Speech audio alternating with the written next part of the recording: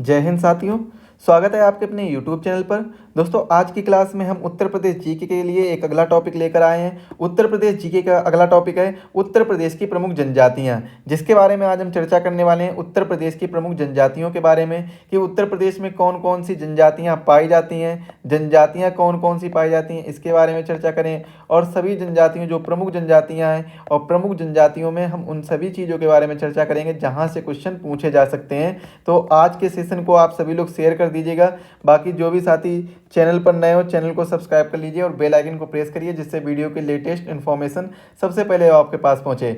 और यह आपको सभी जीके के टॉपिक, जो छोटे छोटे टॉपिक हैं, उन सभी जीके के टॉपिक को आपको इसी चैनल पर कराया जाएगा। तो चैनल को सब्सक्राइब करना ना भूलें। अधिक जानकारी के लिए और इसकी PDF पाने के लिए आप हमें कांटेक्ट कर सकते हैं। हमारे एग्जाम वेब एप्लीकेशन को डाउनलोड कर सकते हैं। एग्जाम वेब एप्लीकेशन की लिंक आपको डिस्क्रिप्शन बॉक्स में दी गई है। ये एग्जाम वेब एप्लीकेशन का लोगो रहेगा, इस तरीके का लोगो रहेगा, तो इसको देखकर डाउनलोड करिएगा। बाकी आपको नाम कैसे टाइप करना है, एग्जाम वेब इस तरीके, जिस तरीके से इसमें टाइप है, ई बड़ी बनेगी और W बड़ा बनेगा। इस तरीके से गूगल प्ले स्टोर पर टाइप करिए, आपको जानकारी मिल जाएगी। वहाँ से आप PDF डाउनलोड कर सकेंगे इस क्लास की, और अन्य सभी क्लासों की PDF फ्री में डाउनलोड कर सकेंगे, फ्री स्टडी मटेरियल में। अगर आपको कोई प्रॉब्लम आ रही है तो आप इन दो नंबर पर, दिए गए नंबर पर कांटेक्ट कर सकते हैं। यहाँ पर व्हाट्सएप में मैसेज कीजिए, जो भी PDF आपको चाहिए तो वो उसकी जानकारी आपको प्रोवाइड करा दी जाएगी, लेकिन आपको यहीं से डाउनलोड करनी पड़ेगी। चलिए स्टार्ट करते हैं। उत्तर प्रदेश की प्रमुख जनजातियों के बारे में पढ़ना स्टार्ट करते हैं। तो आपको पता होगा कि भारत में जो कुल अनुसूचित जनजातियां हैं, उनकी जनसंख्या का कुछ भाग ही, जैसे कि 1.09% कहाँ पर पाया जाता है, उत्तर प्रदेश में पाया जाता है। और जबकि उत्तर प्रदेश की जो कुल जनसंख्या है, उसमें अनुसूचित जनजाति का जो प्रतिशत है, वो अनुसूचित जनजाति का प्रतिशत कितना है, 0.6% है 2011 की जनगणना के अनुसार। और एक वो आया था, एक्ट आया था। कौन सा एक्ट आया था? राष्ट्रपति के संविधान आदेश। और वो किसके लिए था? उत्तर प्रदेश के लिए, अनुसूचित जनजाति यानी शेड्यूल ट्राइबल के लिए था, शेड्यूल ट्राइब के लिए था, जो कि 1967 के तहत आया था। और इसके तहत उत्तर प्रदेश की, उत्तराखंड सहित, यहाँ पर उत्तराखंड को भी जोड़ा गया है, उत्तराखंड सहित उत्तर प्रदेश की 5 जनजातियाँ, कौन कौन सी 5 जनजातियाँ थीं? जैसे भोटिया, बुक्सा, जौनसारी, और कौन सी, राजी और थारू। इनको ST का दर्जा दिया गया था। किसका दर्जा दिया गया था? 5 जनजातियों को ST का दर्जा यानी शेड्यूल ट्राइब का, अनुसूचित जनजाति का दर्जा दिया गया था। इसके बाद में उत्तराखंड के पृथक होने के बाद में 2003 के संशोधन के तहत क्या हुआ था कि 10 अन्य जनजातियों को अनुसूचित जनजाति का दर्जा प्रदान किया गया था। वह 10 अन्य जो भी जनजातियां थीं अन्य, इनको भी अनुसूचित जनजाति का दर्जा प्रदान कर दिया गया था।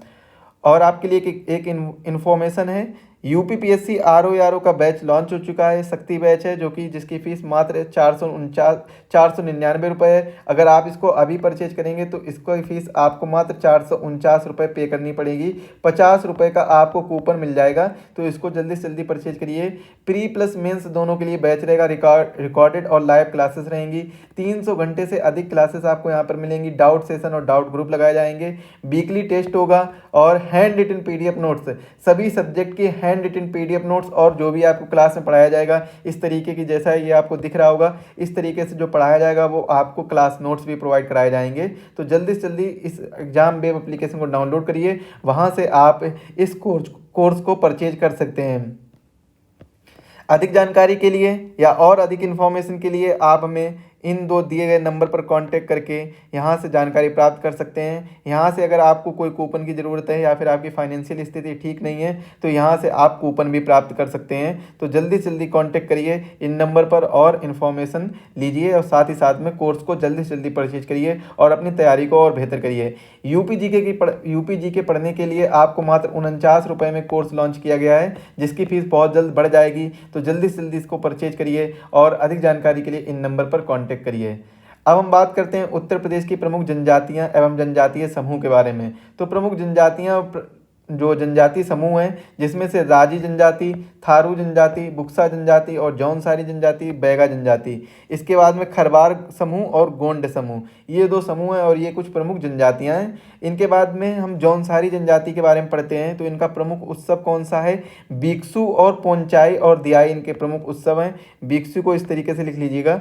इसके बाद में इनका जो प्रमुख नृत्य कौन सा, रासो, घुंघसू, धी, गुंडचा, सराई, अंडे कांडे, जंगबाजी तथा झेला, ये इनके प्रमुख नृत्य हैं। इसके बाद में सोनभद्र में पाई जाने वाली प्रमुख जनजातियां कौन कौन सी हैं, एक भुइन्या है और एक भुइयां है। तो ये दोनों नाम याद रखिए, दोनों में बहुत फर्क है, भुइन्या और भुइयां। इसके बाद में पहरिया पड़ जाता है, पंखा पड़ जाता है, पनिका पड़ जाता है, बैगा पड़ जाता है, और अगरिया जनजाति और पटारी जनजाति, चेरो जनजाति, ये प्रमुख जनजातियां जो सोनभद्र जिले में पाई जाती हैं। सोनभद्र जिला आपको पता होगा, जो हमारा यूपी का मैप होता है, यहाँ पर देखिए, ये जो हमारा यूपी का मैप है, इस तरीके का मैप जो बना होता है,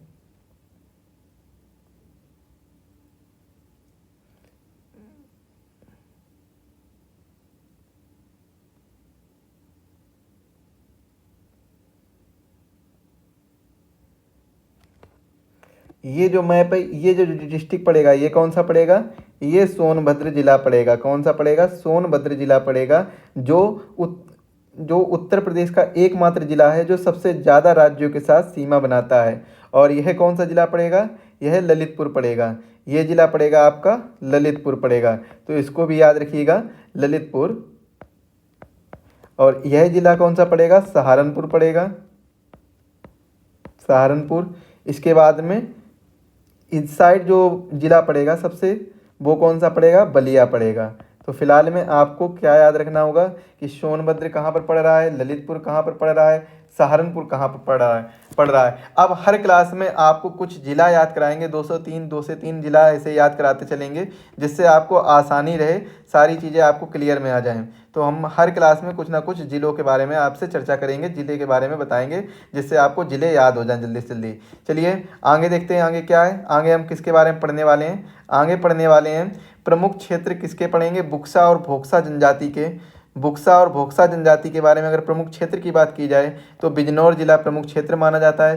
तखत क्या होता है, तो बुक्सा जनजाति का जो पंचायत का सर्वोच्च व्यक्ति होता है उसे हम तखत के नाम से जानते हैं। इनका संबंध किससे है, तो पटवार राजपूत घराने से इनका संबंध है। इसके बाद में प्रमुख आराध्य कौन है इनके, चामुंडा देवी इनकी प्रमुख आराध्य हैं। और अर्थव्यवस्था का मुख्य आधार क्या है, कृषि अर्थव्यवस्था का मुख्य आधार है।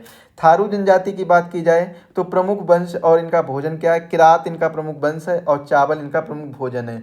अगर शोक पर्व की बात की जाए तो दीपावली इनका शोक पर्व है, जो कि अभी आ रहा है। निवास इनका गोरखपुर का जो तराई का क्षेत्र पड़ता है वह इनका निवास है।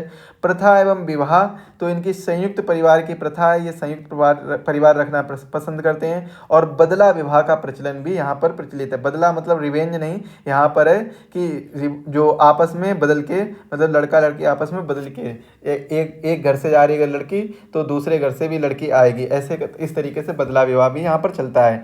प्रमुख परियोजना कौन सी है, थारू विकास परियोजना, जो 2 अक्टूबर 1980 को चालू हुई थी। भवन निर्माण का तरीका क्या है, लकड़ी के लट्ठों तथा नरकुलों से, लकड़ी के लट्ठों तथा नरकुलों से भवन निर्माण की प्रथा है।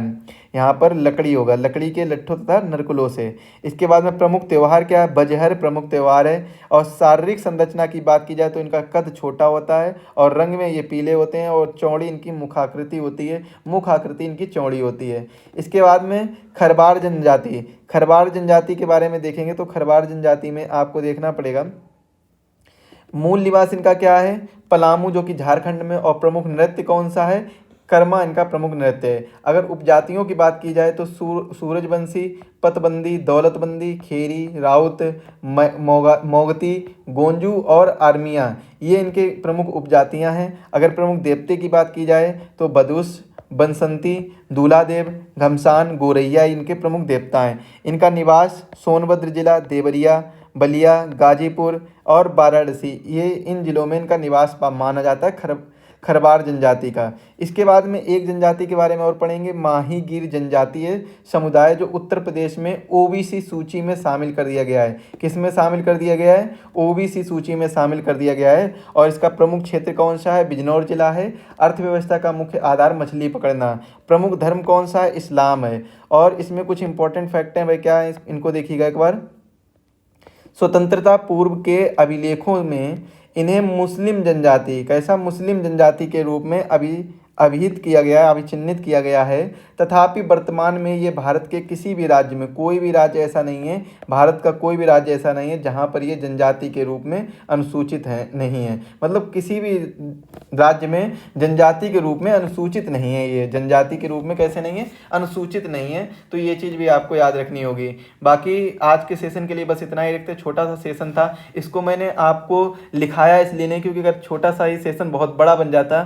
फिलहाल में मैंने नोट्स बना दिए हैं, आप लोग इन्हें नोट कर लीजिएगा, स्क्रीनशॉट ले लीजिएगा। मैं एक पॉइंट पे रोक दे रहा हूँ थोड़ी थोड़ी देर के लिए, आप स्क्रीनशॉट ले लीजिए। और स्क्रीन के शॉट्स के साथ में अगर आप चाहें तो हमारे एप्लीकेशन डाउनलोड करके एप्लीकेशन से इस वीडियो की पीडीएफ भी प्राप्त कर सकते हैं, वहाँ से प्राप्त कर लीजिएगा। लिंक डिस्क्रिप्शन बॉक्स में दी गई है, टेलीग्राम चैनल की लिंक भी डिस्क्रिप्शन बॉक्स में दी गई, वहाँ पर आपको डेली टेस्ट कराया जाएगा। और डेली टेस्ट के साथ साथ में आपको पीडीएफ की भी लिंक, जो पीडीएफ टेलीग्राम चैनल है उसकी भी लिंक आपको डिस्क्रिप्शन बॉक्स में दी गई, वहां से डाउनलोड कर लीजिएगा।